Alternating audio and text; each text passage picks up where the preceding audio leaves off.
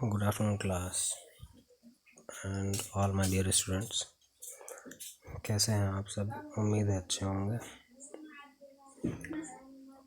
पिछली क्लास में types of spell भी आपका कंप्लीट हो गया था और ये practical profile of gravity dam, causes, failure, यही सब बताना था, तो इस पे भी आज डिस्कस कर लेते हैं। तो ये आपका स्टोरेज हेड वर्क कंप्लीट हो जाएगा। तो इसमें फर्स्ट ऑफ ऑल डियर बात आती है practical profile of a gravity dam में। तो practical profile of a gravity dam तो डियर हमने आपको बताया था कि ग्रेविटी डैम में होता क्या है कि ग्रेविटी डैम इस तरह से बनाया जाता है कि ये अपने ऊपर पड़ने वाले लोड्स को, फोर्सेस को, प्रेशर्स को अपने ही सेल्फ वेट से ये रेजिस्ट करता है। इसीलिए ग्रेविटी डैम जो होते हैं वो हैवी बनाए जाते हैं, भारी बनाए जाते हैं, क्योंकि ये अपने ऊपर पड़ने वाले फोर्सेस को, लोड्स को, प्रेशर्स को ये जो है अपने सेल्फ वेट से ही रेजिस्ट करते हैं। और जहाँ पे प्रेशर इंटेंसिटी ज़्यादा होती है वहाँ पे वेट इनका हैवी होता है, जहाँ पे प्रेशर इंटेंसिटी कम होती है वहाँ पे वेट इनका कम होता है। तो इस तरह से बनाए जाते हैं। ज़्यादातर 1/3 हाइट पर और बॉटम साइड में प्रेशर ज़्यादा वर्क करते हैं, फोर्सेस ज़्यादा वर्क करते हैं, तो इसलिए वहाँ पर मटेरियल ज़्यादा लगाए जाते हैं डैम के कंस्ट्रक्शन में और वो हैवी बनाए जाते हैं। तो यहाँ पे देखिए डियर जो है लिखा हुआ है कि आश्रित बांध का जो व्यवहारिक परिच्छेद होता है, जो प्रैक्टिकल प्रोफाइल होता है डियर, वो जो इसके थ्योरेटिकल प्रोफाइल हैं, सैद्धांतिक परिच्छेद हैं, उनसे थोड़ा सा डिफरेंट होता है, क्योंकि शीर्ष पर बांध की चौड़ाई शून्य नहीं रखी जा सकती, क्योंकि जो टॉप ऑफ डैम होता है, जो क्रेस्ट होता है, डैम का टॉप होता है, वहाँ पे हम चौड़ाई 0 नहीं रख सकते हैं, क्योंकि बांध के निरीक्षण और अनुरक्षण के समय, उस बांध डैम के सुपरविज़न और मेंटेनेंस के दौरान तथा स्लूसों के संचालन के लिए और वेल ऑपरेशन ऑफ स्लूसेस के लिए बांध के एक भाग से दूसरे भाग तक जाना आवश्यक होता है। इसके लिए बांध के शीर्ष पर निरीक्षण मार्ग, रोड के निर्माण के लिए आवश्यक चौड़ाई हमें रखनी पड़ती है। तो ये आपको दिखा देते हैं, इसकी प्रैक्टिकल प्रोफाइल एक बनी है फिगर में।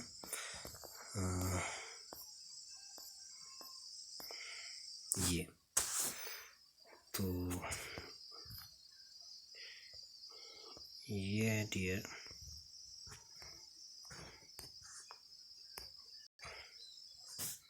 यहाँ पे आप देख रहे हैं, इसके टॉप पे देखिए डॉटेड लाइन से किया हुआ, तो डॉटेड लाइन के हिसाब से अगर देखें तो यहाँ पे इसकी चौड़ाई 0 होनी चाहिए थी, लेकिन जो प्रैक्टिकल प्रोफाइल है वो ये कहती है कि यहाँ पे इसके टॉप पे हम इसकी चौड़ाई 0 नहीं, थोड़ी सी हमें विड्थ डैम की रखनी पड़ेगी। और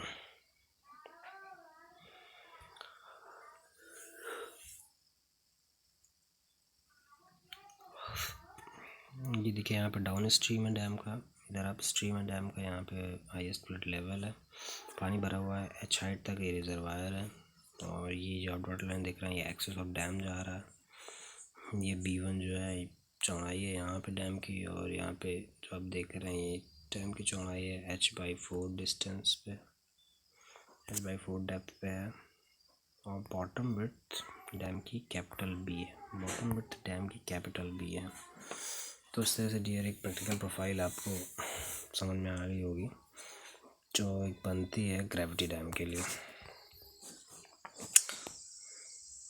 अब आइए बात करते हैं theoretical profile of a gravity dam पे। तो यहाँ पे देखिए theoretical profile of gravity dam जो है डियर वो इस तरह का है। थ्योरेटिकल प्रोफाइल हमने आपको पहले बताया था डियर क्लासेस में, एक बार फिर रिवाइज कर दे रहे हैं ताकि आपको कन्फ्यूजन क्लियर हो जाए। जो यहाँ पे थ्योरेटिकल प्रोफाइल है डियर, यहाँ पे देख रहे टॉप ऑफ डैम पे देखिए यहाँ पे 0 है बिड्थ डैम की, और सारी चीज़ें वही हैं।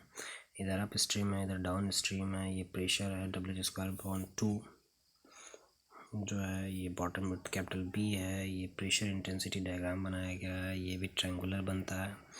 टॉप पे 0 होता है, H हाइट पे पानी भरा हुआ है यहाँ पे, और H/3 पे प्रेशर का रिजल्टेंट वर्क कर रहा है।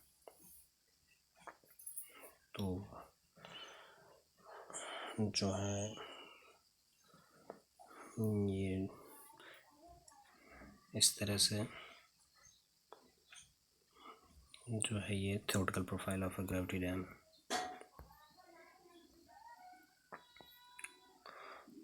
अब डियर आपको बता दें, जो अर्दन डैम है उसके लिए कंडीशंस कौन कौन सी सूटेबल होती हैं और नॉट सूटेबल होती हैं, किस कंडीशन में अर्दन डैम हम इस्तेमाल करते हैं, ये भी आपके उसमें है, तो ये भी आपको जानना ज़रूरी है। Condition suited for earthen dams, मिट्टी के बांध के लिए, मृदा बांधों के लिए उपयुक्त जो कारक होते हैं, फैक्टर्स होते हैं, निम्नलिखित में देखिए मिट्टी के बांध अधिक उपयोगी सिद्ध होते हैं। कौन कौन सी कंडीशन में आप देखिए अर्दन डैम का इस्तेमाल करेंगे, बेस्ट सूटेड कंडीशन होती है। फर्स्ट है, जब बांध स्थल पर उचित गहराई तक जाने पर भी दृढ़ उपलब्ध ना हो। जब आप डैम साइट पर जा रहे हैं उचित डेप्थ तक, तब भी रिजिड फाउंडेशन आपको उपलब्ध ना हो, और सबसॉइल की भार धारण क्षमता कम हो, load bearing capacity of subsoil low हो, कम हो, जो हमारी मिट्टी है, मृदा है, सॉइल, उसकी रचना बालू यानी सैंड, सिल्ट, मटियार की हो, और परमेबल हो, मतलब बलुई मिट्टी टाइप की हो और परमेबल हो। डैम की हमें हाइट कम रखनी हो डियर। निर्माण लागत को देखते हुए बाहर से निर्माण पदार्थ, विशेष तौर से जो है सीमेंट का प्रबंध करने में अगर हमें दिक्कत पड़ रही है, तो अगर ये सब कंडीशन रहेंगे डियर, तो ये आप तो इन कंडीशन में हम अर्दन डैम का सिलेक्शन करेंगे। फिर से आपको बता दें कि जब हमारे पास बांध स्थल पर उचित गहराई तक जाने पर भी हमारे पास रिजिड फाउंडेशन उपलब्ध नहीं हो पा रही है, दृढ़ नींव हमारे पास ना हो पा रही हो, हमारी जो सब सॉइल है उसकी लोड बेयरिंग कैपेसिटी डियर लो कम हो, हमारी जो सॉइल है वहाँ की सैंडी टाइप की सॉइल है, सिल्ट कंटेंट हो, मटियार की हो, पारगम हो, परवियस हो, ठीक है। डैम की हमारी हाइट कम रखनी हो, कंस्ट्रक्शन कॉस्ट हमारे पास हमें कम रखनी हो, तो इकोनॉमिकल पॉइंट ऑफ व्यू से, तो इन कंडीशन में हम डियर अर्दन डैम का इस्तेमाल करेंगे। सेकंड कंडीशन है dear, condition not for earthen dams, जो कंडीशन हमारे अर्दन डैम के लिए सूटेड नहीं है। देखिए इसमें क्या क्या है, जब नदी के किनारे एकदम सीधे हों, जब नदी के जो साइड्स हैं, किनारे हैं, वो एकदम सीधे हों, तथा घाटी सकरी एवं गहरी हो, जो वैले वो बहुत ही नैरो स्ट्रिप में हो, डेप्थ ज़्यादा हो, तब मिट्टी का बांध स्थिर नहीं रह पाता है। जल दाब तथा रिसन के कारण बांध के खिसक जाने का भय रहता है। तो बहुत ज़्यादा पतली पट्टी सकरी हमें अवेलेबल हो, डेप्थ ज़्यादा हो, किनारे एकदम सीधे ना हो नदी के, और जिस कंडीशन में मिट्टी का बांध स्थिर नहीं रह पाएगा, तब जल दाब तथा रेशन के कारण बांध के खिसक जाने का भय रहता है। तो वाटर प्रेशर, सीपेज के कारण डैम फेल हो सकता है। तो इन सब कंडीशन में हमें अर्दन डैम्स अप्लाई करने से बचना चाहिए। जब स्पिलवे के लिए घाटी में उपयुक्त स्थान उपलब्ध ना हो, जब हमें स्पिलवे बनाने के लिए स्पेस ना मिल रहा हो, प्लेसेस अवेलेबल ना हो, तो मिट्टी के बांध का निर्माण नहीं किया जा सकता। स्पिलवे भी हमें बनाना है। अगर हमें स्पिलवे बनाने के लिए प्लेसेस अवेलेबल हो जाते हैं, वहाँ पे स्पेस मिल जाता है, अदरवाइज तब तो बनाएंगे, अदरवाइज़ नहीं बनाया जाता है अर्दन डैम। अत्यधिक वर्षा वाले क्षेत्रों में मिट्टी का बांध उपयुक्त नहीं रहता। जहाँ बहुत ज़्यादा रेनफॉल हो रही है वहाँ पर भी हमें अर्दन डैम का यूज़ करने से बचना चाहिए। वर्षा के कारण बांध की पार्श्व ढालें शीघ्र कट जाती हैं। बारिश के कारण जो होता है साइड्स होती हैं वो कटने लगती हैं और बांध के शिखर पर कट्स पड़ जाते हैं। तो ये कुछ कंडीशंस थी डियर जो नो सूटेबल नहीं थे हमारे अर्दन डैम्स के लिए। और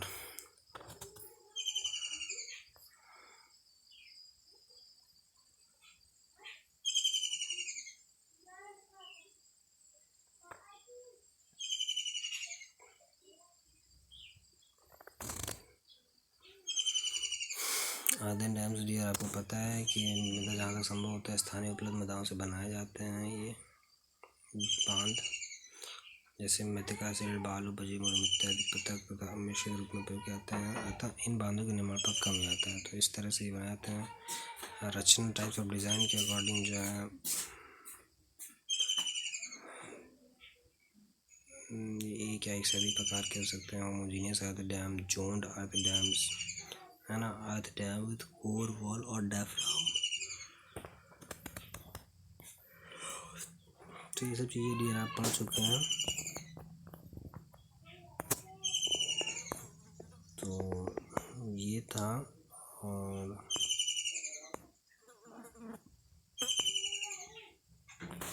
कुछ मेरिट्स आपको बता दें और डिमेरिट्स बता दें। और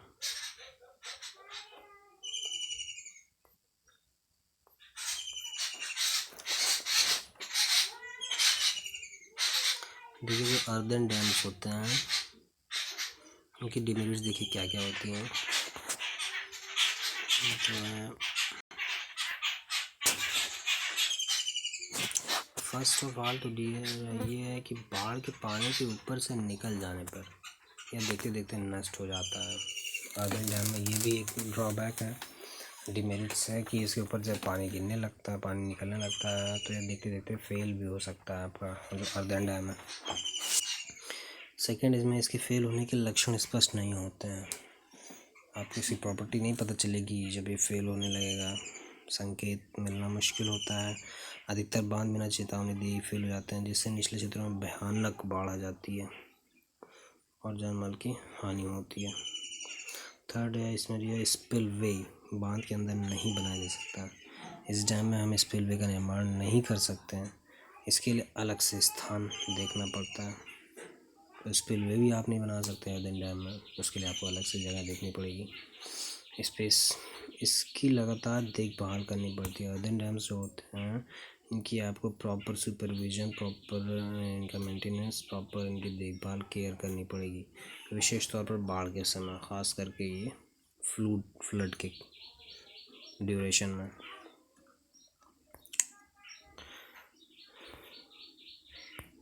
गहरी घाटियों तथा गहरी या तंग घाटियों में बांध उपयुक्त नहीं होते हैं। बहुत ज़्यादा हाई डेप्थ में जो वाली घाटियाँ होती हैं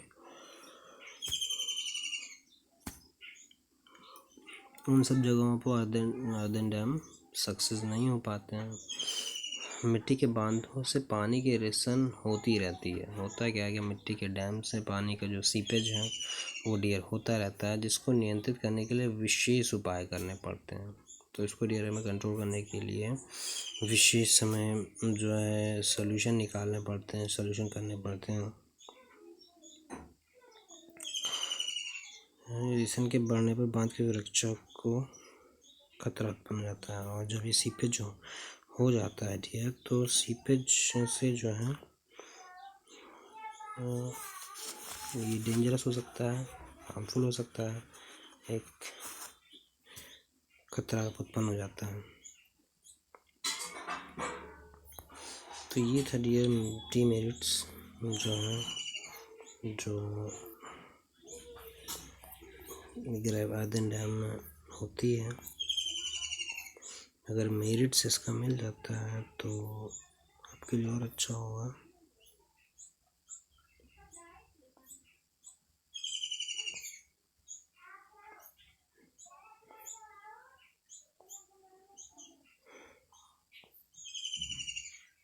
देखिए ये अर्दन डैम की मेरिट्स भी आपको मिल गए।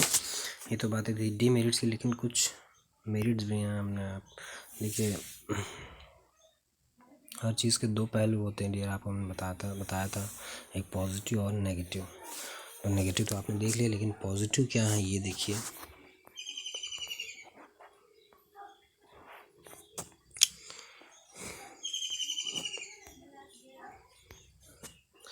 Merits of earthen dam. First point इसमें डियर, जब घाटी कम गहरी तथा अधिक चौड़ी होती है, जब हमारा जो वेल है उसकी डेप्थ कम हो और विड्थ ज़्यादा हो, तो ये बांध अन्य प्रकार के बांधों से ये बेटर होते हैं, उत्तम सिद्ध होते रहते हैं। इसका डियर जो निर्माण कंस्ट्रक्शन है वो सरल है, इजी है तथा यह कम समय में पूरा हो जाता है, कम टाइम लेता है कंप्लीट होने में। जो मुख्य निर्माण सामग्री जैसे मिट्टी, बालू, केवल पत्थर के भाटे बांध के स्थान पर ही उपलब्ध है तथा इसके निर्माण पर व्यय कम आता है। तो डियर जो इसके निर्माण में जो लोकल मटेरियल लगते हैं, मिट्टी, बालू, ग्रेवल, पत्थर के भाटे, ये सब हमें आपको लोकली ईजिली अवेलेबल हो जाते हैं वहाँ पे।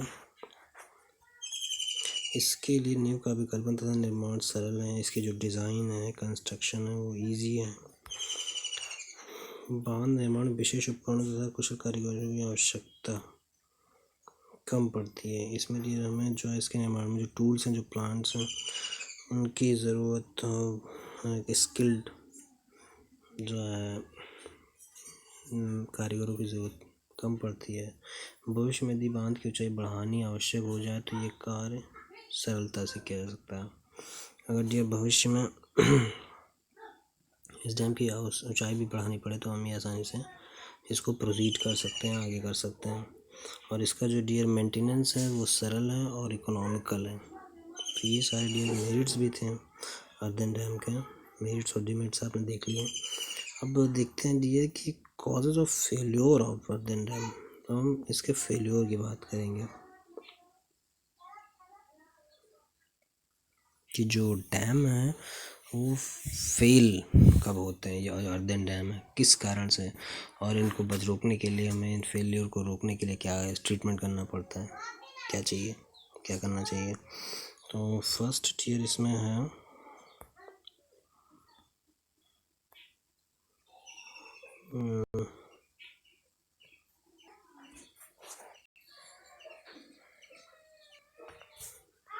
तो ये टियर इसमें संरचनात्मक दोषों, रिश्तों तथा पानी के अत्यधिक दाब के कारण जो मदा बांध होते हैं जो हमारे अर्दन डैम होते हैं वो नष्ट हो जाते हैं। इन कारणों का वर्णन जो है वो डियर निम्नलिखित है। फर्स्ट डियर पानी का बांध के ऊपर से निकल जाना, पहला जो कॉजेज ऑफ फेल्योर है कि मद्दा बांध के असफल होने के का यह कारण आम है। होता क्या, पानी जब इसके ऊपर से पास होता है जो कि मिट्टी होती है, मिट्टी का बना होता है, तो ये मॉइस्चर इसमें आ जाता है और ये फेल हो जाता है। अधिक बाढ़ के समय बहुत ज़्यादा बाढ़ आ जाती है, अपर्याप्त मुक्तांतर जो है जो है अपर्याप्त जो फ्रीबोर्ड के कारण अथवा उत्प्लवमा स्पिलवे से उचित जल निकास न होने पर हमें ड्रेनेज बेटर नहीं मिल पा रहा है। वाटर ड्रेनेज, जलाशय में पानी का तल बढ़ जाता है, पानी का लेवल बढ़ जाता है और पानी बांध के ऊपर से होकर बहने लगता है। पानी बांध के ऊपर से इस कंडीशन में होकर बहने लगेगा, हम एडिशनल वाटर को डिस्चार्ज नहीं कर पा रहे हैं। इससे बांध की शीश की मिट्टी कटकर बह जाती है और शीघ्र ही बांध का संपूर्ण खंड नष्ट हो जाता है। इससे होता क्या है कि डैम की मिट्टी नष्ट कटने लगती है और डैम हमारा फेल होने लगता है। यहाँ पे देखिए ऊपर से निकलने के कारण बांध का नष्ट होना है। देखिए फिगर में आपको दिखाया गया, जल स्तर देखिए बढ़ रहा है और जो मेन सेक्शन था वो ऊपर था, लेकिन जब पानी गिरा इसके ऊपर से तो कटने के बाद इस तरह का सेक्शन हो गया डैम का।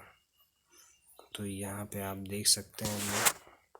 अच्छा देखिए इसका ट्रीटमेंट क्या हमें करना चाहिए। उत्प्लवमा की निकास क्षमता पर्याप्त होनी चाहिए। तो इसके लिए डियर जो हम क्या नाम है स्पिलवे बना रहे हैं उसकी जो है कैपेसिटी अच्छी होनी चाहिए। फ्री बोर्ड अधिक रखना चाहिए डियर, ताकि उच्चतम बाढ़ पर भी पानी बांध के ऊपर से ना निकलना पाए। फ्री बोर्ड हमें अच्छा रखना चाहिए, जो अधिक रखना चाहिए। तो ये था डियर फर्स्ट पानी का बांध के ऊपर से निकल जाना।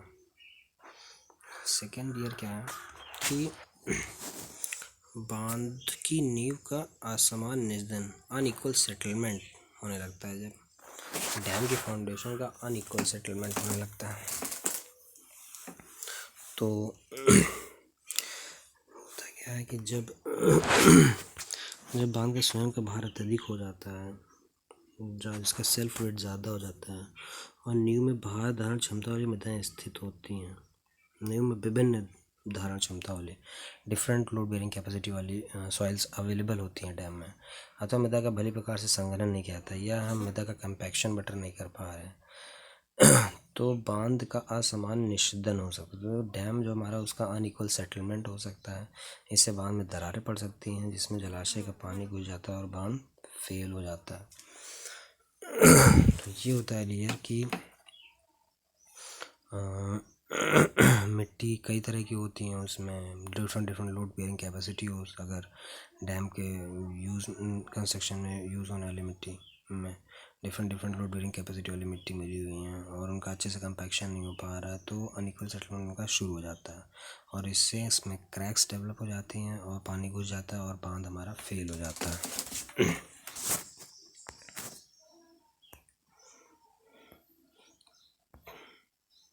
तो यहाँ पे डियर आप देख सकते हैं ये फिगर बनाया गया है, अनइक्वल सेटलमेंट हो रहा है।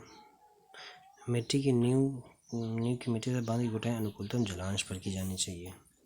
तो इसमें सॉइल है और जो कंपैक्शन है उसका अच्छा होना चाहिए, ऑप्टिमम मॉइस्चर कंटेंट पर होना चाहिए, बेटर होनी चाहिए लोड बेयरिंग कैपेसिटी जिसमें मिट्टी यूज़ हो रही है या बेटर जो है लोड बेयरिंग कैपेसिटी वाली सॉइल का यूज़ ही करना चाहिए हमें इसमें, और कंपैक्शन ऑप्टिमम मॉइस्चर कंटेंट पर होना चाहिए। तो इस तरह से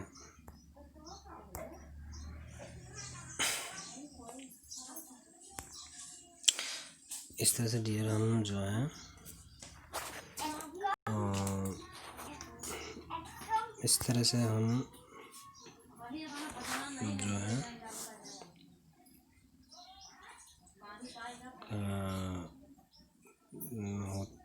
इस तरह से आप जो ट्रीटमेंट कर सकते हैं। कुछ टेक्निकल प्रॉब्लम आ गई है डियर, वीडियो आपका चल नहीं पा रहा है तो इसके आगे क्लास फिर कंटिन्यू करेंगे। Thank you class.